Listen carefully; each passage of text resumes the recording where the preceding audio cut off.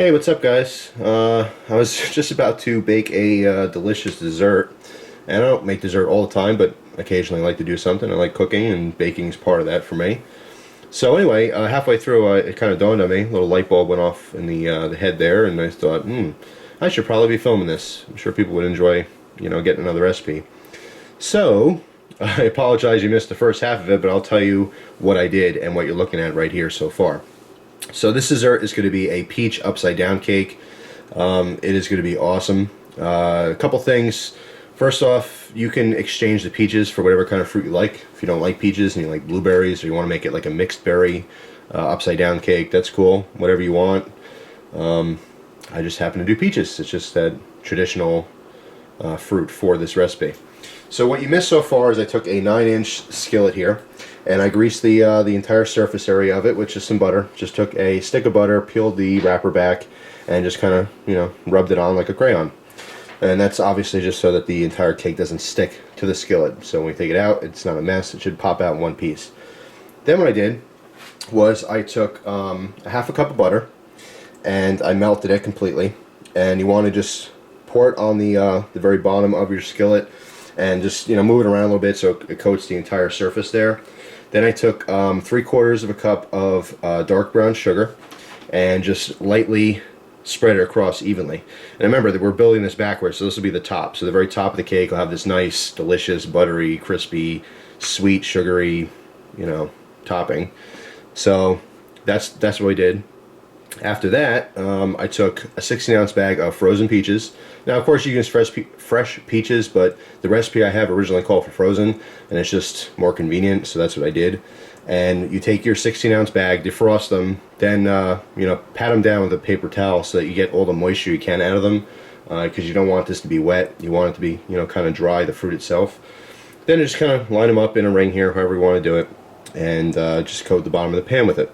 In this case, I just have literally a ring. You could just randomly put them in there so it covers the whole surface, but in this case, it'll be a ring. It'll be nice and pretty, blah, blah, blah. It's all done. So, I know guys aren't supposed to bake and say pretty, but it's just how I am. Sorry. Believe me, chicks dig it. So, anyway, yeah, then what I did after that was I took the remaining butter, which is about 1/4 of a stick, just melted that, lightly drizzled it on top, and then just a very light sprinkle of brown sugar on top of that. Okay, so that's done. We're going to set that aside. Okay, now we're going to make our batter, the cake batter itself, to put in there. So what I did up until this point was I mixed some of the dry ingredients. Now what I have here for the dry ingredients is 1 1/4 cup cake flour. Now cake flour, let me grab the box here, is different than any other flour. So you want to make sure you get cake flour. Now it's not really rare. You can get it in most baking aisles in the grocery store. But if you can't find cake flour, I'm not really sure offhand if you can substitute something else. And this is, believe it or not, the first time ever working with cake flour, so I'm not sure what the difference is. I'm sure it'll be, I believe cake flour is a sifted flour. It's probably all-purpose, so if you really don't have it and you want to just make this, you happen to have the other stuff in the house, try using regular flour, but sift it 2 or 3 times so it's a very fine, all-purpose flour. I believe that's what all it really is, but don't quote me on it. So anyway, some cake flour. Now the recipe, originally it calls for a 1/4 cup of almond meal or almond flour, okay, to get the almond flavor in there. However, we're putting some almond extract in this later, so I don't really think it's going to make a huge deal. I'm tweaking the recipe. I had no almond flour anywhere by me at all, any stores or anything, so I ain't going to sit there and grind up almonds until it turns into a fine powder. I just don't have the time or the patience. So instead of adding that, I just added more of this cake flour. So what I have total here is 1.5 cups of the cake flour. I also put in 1 teaspoon of baking powder and a 1/4 teaspoon of baking soda and a little tiny pinch of salt. So now you're all caught up. That's what I did here. I have my topping and my skillet all ready to go. Now I'm going to be making the actual batter for the cake itself. So the next step here I have to do is I have to take a stick of butter and take my sugar, my regular sugar, which is going to be 1 full cup. So 1 stick of unsalted butter and 1 cup of sugar. I'm going to beat that into the this dry mixture after I whisk this. Actually, I'll do that right now. You're ready there. So just take a whisk and just mix in your dry ingredients together.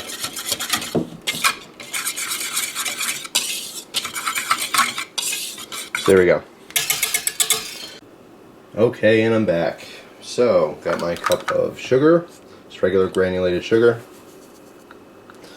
and I have my stick of butter, which is supposed to just be room temperature, which now it kind of is. Come on, get in there. Get in there. No paper. We don't want paper. Okay. Butter, sugar, dry ingredients, ready to go. Just grab your electric beater, unless you got a couple hours to do it by hand, which I don't. And just kind of mush that in a little bit there. Here we go.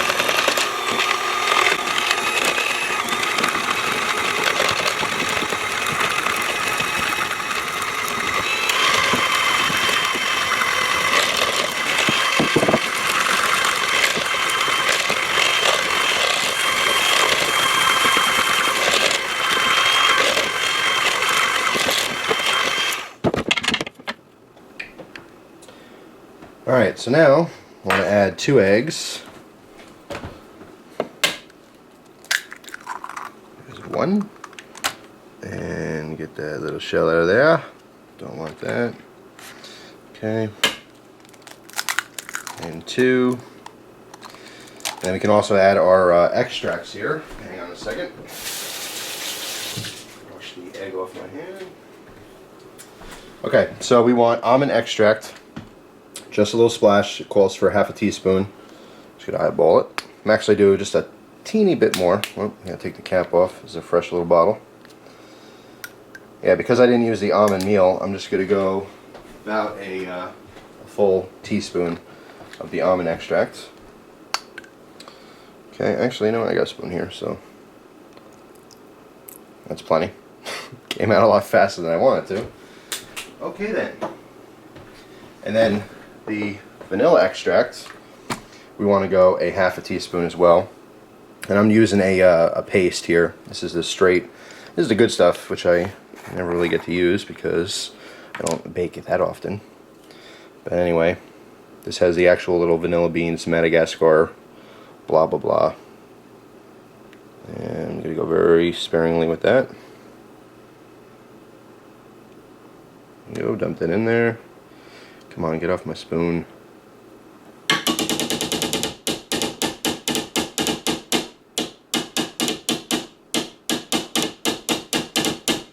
Okay, that's plenty.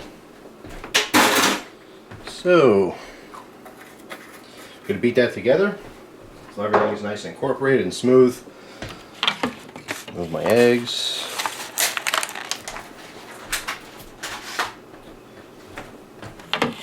Okay, here we go.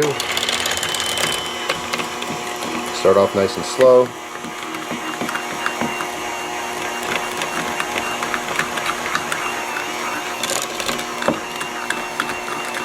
And turn up a little bit.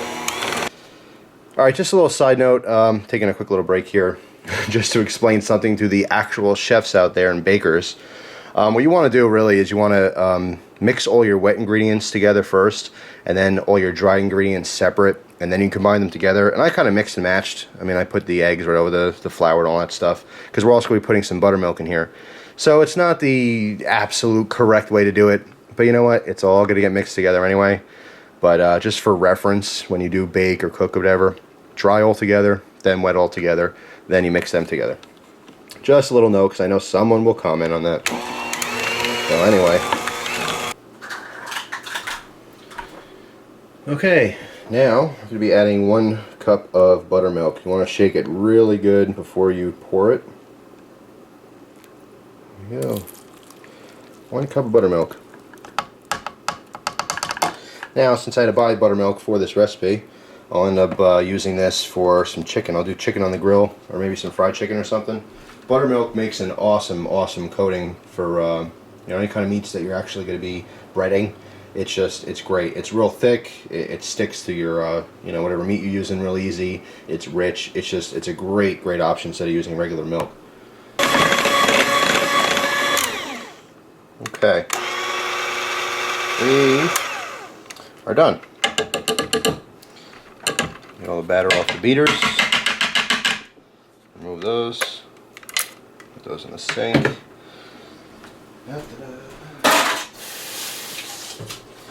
By the way, when you're cooking or baking or doing anything in the kitchen, the best thing you could possibly do is clean up as you go. This way, when you're all done, you got this beautiful meal, you know, you eat it, or dessert, or whatever you're doing. You don't want to go to a sink full of dishes. If you clean things as you use them, let's say use a spoon, you know you're not going to need it anymore, go wash the spoon, dry it, put it away. And it's going to make your life a whole lot easier. But anyway, just a little tip. And also, I didn't show in the video, but of course, you want to wash your hands all the time. Constantly wash your hands every time you touch something. It's just good to have good hygiene. Okay, so now we're going to take our batter, and we're going to evenly pour it over our peaches.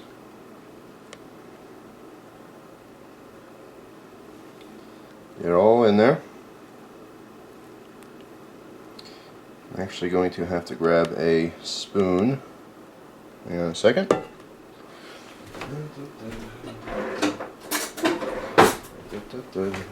want to get all that batter out of there. It's thick, so a lot of it's going to stick to your mixing bowl.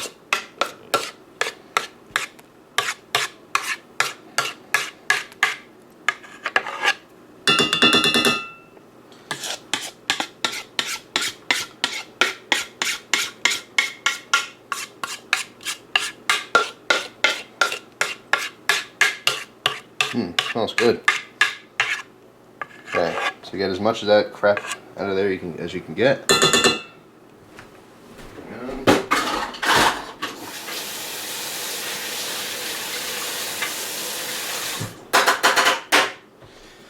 Okay, then take your spoon, and when you're baking, you're probably better off using one of those cake spatulas, but you just want to smooth it out. In this case, I'm just going to even it out first. Even it all the way around. Smooth out the top, because remember, our top is really our bottom, because when this thing's all done, we're going to flip it over. So smooth that out. Get it up there into the sides of the pan. Da, da, da, da, da, da.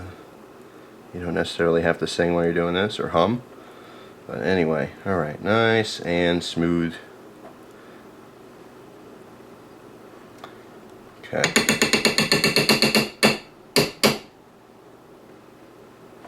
Alright. So, we are ready to bake this. Now, I have a little bit of a twist for you. Alright, well here's the twist. You're supposed to do this in the oven. 300 degrees for about an hour, or until the cake is completely cooked through. You do the old toothpick test. Stick a toothpick down into the middle. If you pull it out and it's dry, there's no batter on it, then you're good to go. However, I'm doing this on the grill. I think it'll be a little bit faster. Temperature, I'm going to try to keep around 300 to 350. I don't want it to burn or anything. You know, you don't want the top to burn before the inside cooks, so you got to really be careful about it. But hopefully this will speed up the cooking time, and it'll still come out good. So we will see. So I have the fire roaring right now just to get it going. Whole thing right on there.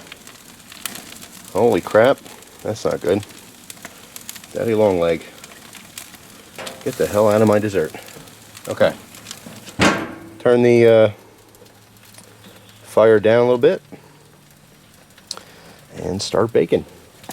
Alright guys, it's been 45 minutes and it is all done. I did have a little spillover. I don't know if you could tell here, but there's a little bit of a missing dessert on this side, which is okay. I mean, it bubbled up too fast at first because, you know, I hit the grill up too high. So it bubbled over just a little bit. Actually pretty easy to clean up, because once it burned on the grill, the whole thing came off in like, you know, 2 or 3 big pieces. But anyway, it's got a little toothpick test here. Let's try the middle. Comes off clean. No batter on anything. Do a couple other little spots. Perfect. See, the edges are nice and brown. Now remember, this is our bottom, so it's allowed to be a little bit ugly because it's going to be on the bottom. No one will ever see it. Plus, I don't like cooking cakes even in the oven. I mean, you want toothpick to be dry. That's your little test to make sure it's done. But you can overdo a cake. You don't want it to be completely dry. I like to be just a little bit moist, so the top here, the very top, looks like it might be a little bit wet. But obviously it's still warm. It's going to continue to cook. It's just like eggs. When you make eggs, you know, scrambled eggs or whatever, you don't cook them in the pan until they're completely dry. They will carry over and they will cook on your plate a little bit. So, best trick to have in scrambled eggs, totally unrelated, but that's to cook them to where they're almost done. They're just a little bit wet, and as you put them on your plate, they will continue to cook, and they'll be nice and moist still, but they won't be like running or raw.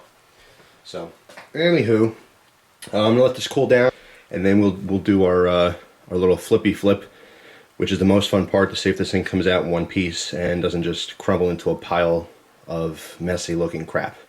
So, it's been about 7 minutes.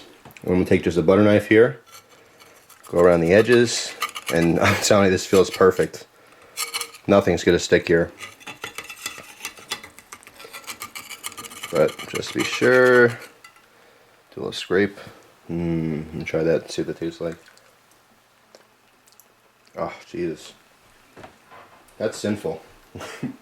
That is really good. Alright. Now, here comes the tricky part. Get some pot holders or something to protect yourself, because it's hot. We're going to put our plate on top of it. Is this plate going to fit? Yeah. Make sure you get a plate that fits. Plate goes right on top. I'm going to grab this thing, flip it over. So this can come out perfect, or it can be a huge mess. And I'm really, really hoping it comes out good. I don't need to be perfect, but I don't want a pile of mush either. So this is the hardest part of this whole deal. Move my placement. Well, I'll leave it here. It's hot. Here we go. That's a weird way to hold this. No real easy way to do that. Okay. Cross your fingers.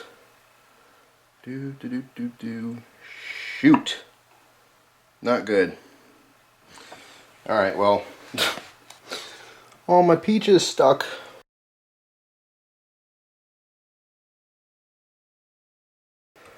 Nothing's gonna stick here. Nothing's gonna stick here. Nothing's gonna stick here. Not good at all. Well, it's not a huge deal. I'll have to peel each one off and put them on myself and try to make it look pretty. So. Alright, well, came out okay. Doesn't look perfect, but it is what it is. It's not that bad looking, I guess. Hey, the taste is all that matters, right? So, cut a little piece out here. It's nice and warm still, and I'm going to give it a little taste test here. I want to make sure I get a little peach in there, and we're going to try this out and see how it came out.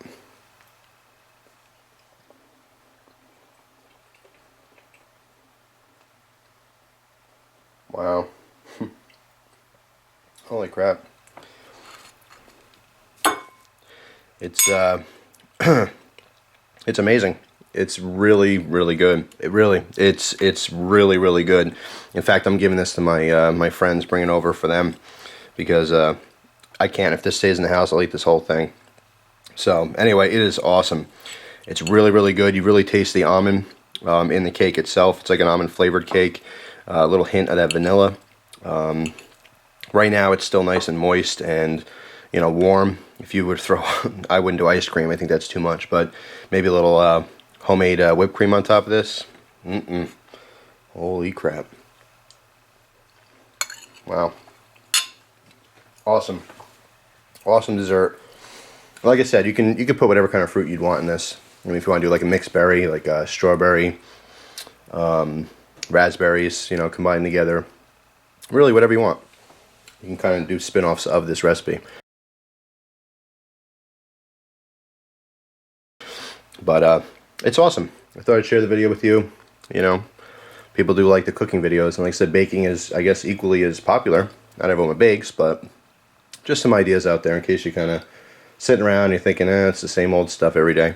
At least it's something to try new. I would suggest, if you could do it inside, it's probably better to do it inside instead of the grill, because the grill is not as accurate in its temperatures. So, you know, as the recipe originally called for, do it inside of an oven as opposed to on the grill. But it's pretty cool, something different. Just thought I'd experiment there. So, anyway, I'm going to finish my little plate here and move on to other stuff. But it is awesome. It came out great. So, thanks for watching, guys. I appreciate it. Hope you enjoy the rest of your day. Take care. Well, I'm going to throw in a little baker's tip for you. Even if it tastes good, you could still serve it to someone. But if it looks like crap, confectionery sugar is your friend. Look how that lightened that up. Just a light dusting, don't go crazy. But now it actually looks like it's came out exactly how it's supposed to come out. So it's perfect to finish things off if they don't quite look as appealing as they taste. So anyway, that's all. Take care, guys.